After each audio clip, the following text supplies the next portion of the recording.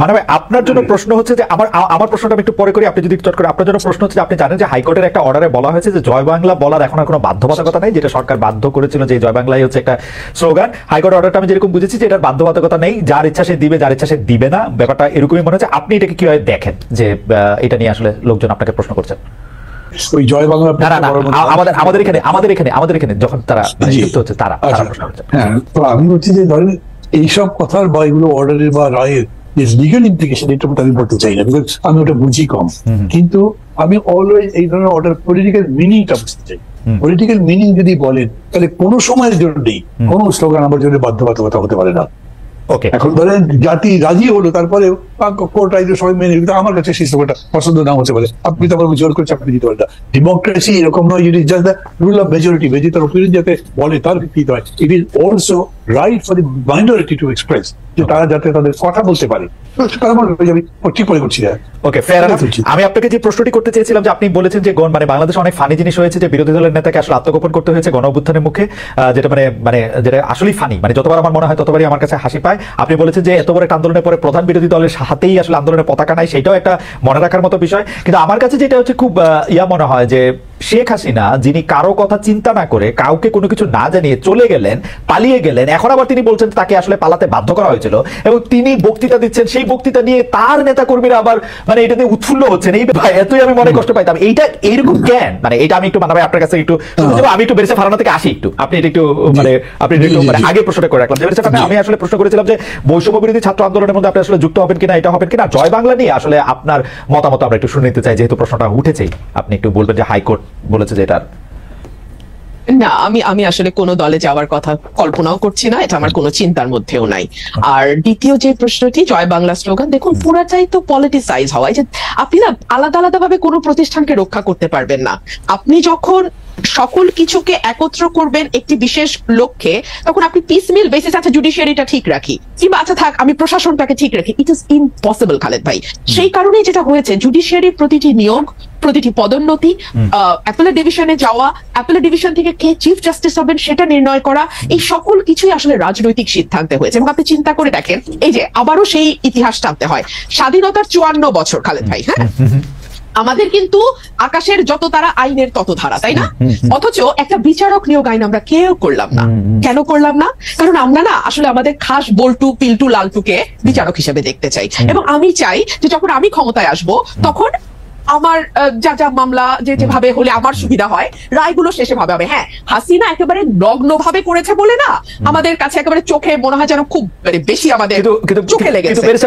আপনি যতবার এই কথা বলেছেন ততবারই আপনাকে এই কথা শুনতে হয়েছে না যে বিএনপি কি তার আগের আমলে করে নাই, আপনি যাদের লালটু পল্টু নিশ্চয়ই শুনতে হয়েছে। এবং সেই কারণেই কিন্তু আমি এই পরের লাইনটা যুক্ত করলাম যে হাসিনা যত নগ্ন ভাবে করেছে, কারণ সে সময় পেয়েছে বেশি, তাকে ক্ষমতায় থাকতে হয়েছে ভোট ছাড়া, তার কাছে পাওয়ার হারানো মানে জীবন হারানোর মতো।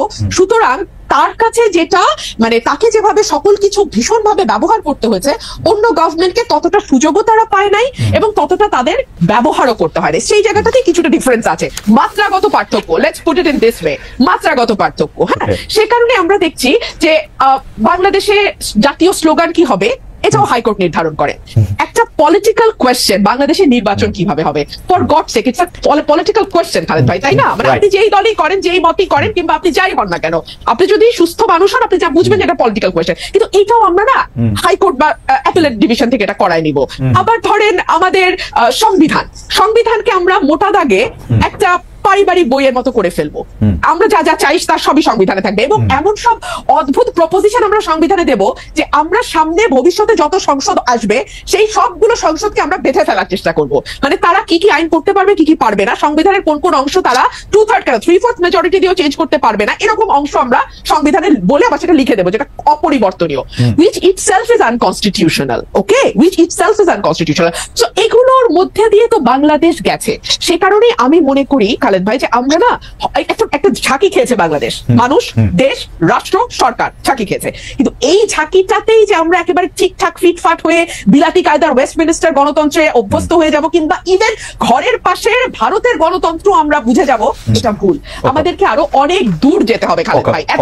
অ্যাটলিস্ট ভারতের পর্যায়ের একটা গণগির সেগমেন্টের কথা গিয়ে ধরে আমি একটু সূত্র ধরে বলি যে আমাদের মতন মানে ধরেন অ্যাজ অন টুডে আমার যে ভূমিকা, হ্যাঁ, এটার জন্য আমাদের মতো মানুষদেরকে কিছুটা প্রাইস পে করতে হবে। পে করতে করতে করতে করতে এক সময় গিয়ে, সেটা আজ থেকে মেবি 70 বছর 80 বছর পরে, হয়তো দলগুলোর ভেতরে সেরকম ডেমোক্রেসির চর্চা আসবে, হয়তো রাষ্ট্রের ভেতর সেরকম ডেমোক্রেটিক ভয়েস আমরা পাবো যেটা একটা স্মুথ ডেমোক্রেসিকে সাপোর্ট করে। এইটুকুই আমি বলতে পারি। বেরসে ফারহানা, তাহলে আমরা এরকম ধরে নিতে পারি যে আপনার কথা থেকে যদি আমরা একটা উপসংহার টানতে চাই যে ধরেন সবগুলি দল, বিএনপি ইনক্লুডেড, এর মধ্যে গণতন্ত্র আসতে 70-80 বছরের মতো লাগতে পারে। দেখুন, আমি it's just a speculation. It could be 50 years. আচ্ছা ঠিক আছে, আমি আচ্ছা মানুষকে সচেতন করার দায়িত্ব আমাদের।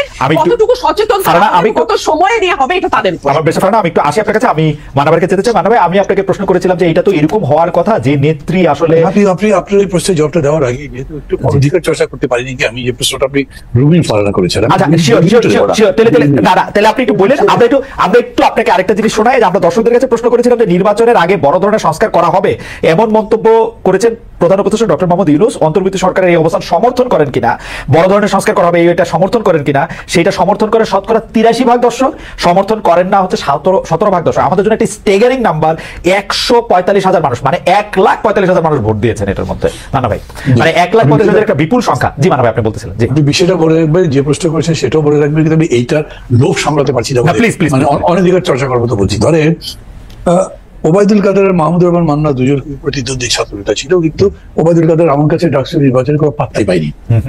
তারপরে আমি আওয়ামী লীগে থাকলাম না, আওয়ামী লীগে যোগ দিয়েছি, থাকতে পারলাম না বা থাকলাম না। এখন ওবায়দুল কাদের আওয়ামী লীগের সাধারণ সম্পাদক হয়ে গেলেন।